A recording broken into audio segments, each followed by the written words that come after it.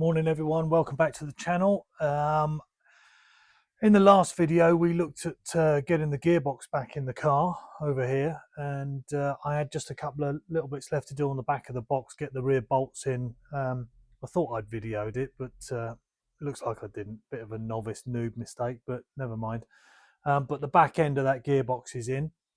What I'm going to look at today is getting the front nose off the car and looking at changing the radiator over to a bigger cord radiator to help with extra cooling for the new engine we've got in there.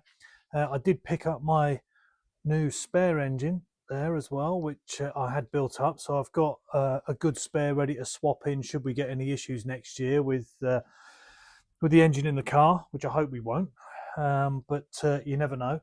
So what I'll do is I'm going to quickly just get the garage ready and get the camera set up, and we'll start getting the nose off. So I'll catch you in a bit. So just to show you, there's the rear bolts at the back of the gearbox down here. Two little bolts in there. The gear mechanism is on and connected. Note to self, by the way, tighten the prop bolts. The gear shift mechanism is all in, and so we're all working on that. Beautiful. So that's all done. So yeah, that's what I failed to video the other day, but that's okay. It's fairly simple. Prop shafts bolted on, and so we'll move on to the cooling system.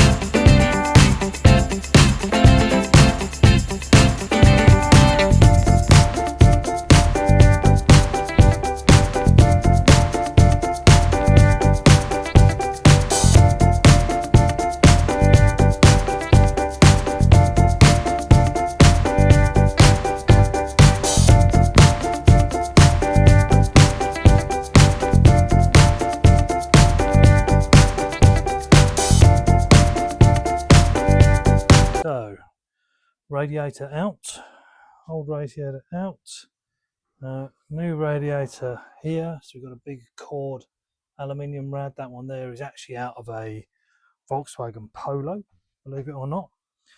Just need to do a bit of a clean up in here. We can see all the debris that's gone in there over the time that radiator has been in the car. So we'll do a quick clean up on that, get that all ready, and then see if we can get this radiator in. Let's give it a go.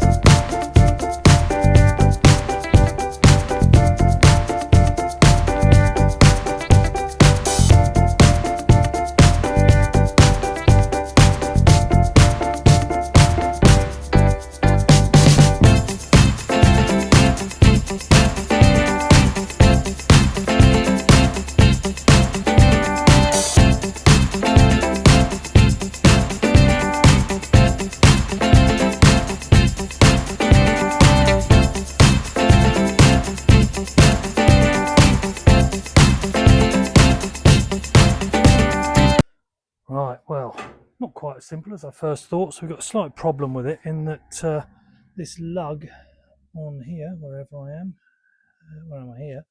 This little lug where the bolt goes in doesn't actually fit up inside the hole under there. That one's got a bigger one. That one hasn't. So this part of the radiator is sticking down too far and catching on the splitter. So bear with me. I'm going to have to drill that hole a little bit bigger to get that to slot in, and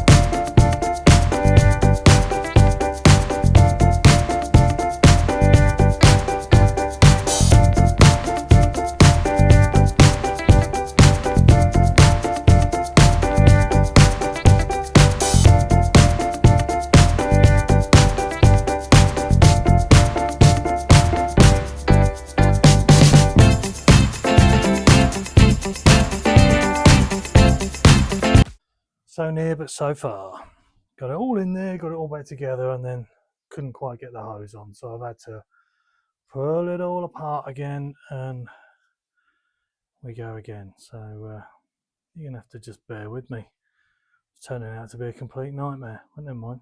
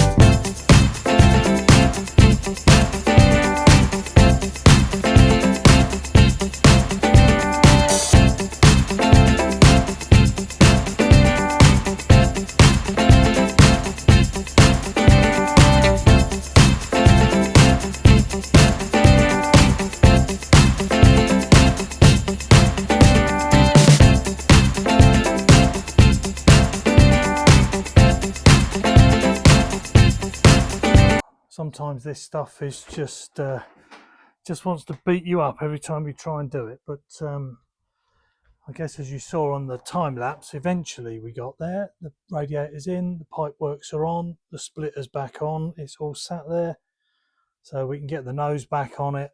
In fact, first, before I do that, I'll end up filling it with water, but I'm going to save that for another video to save you guys going through the pain of watching that anymore today. And we'll get on to that next time, but I'm really quite pleased that we've got that far, and I'll just quickly flip you around and show you in real time where we're at.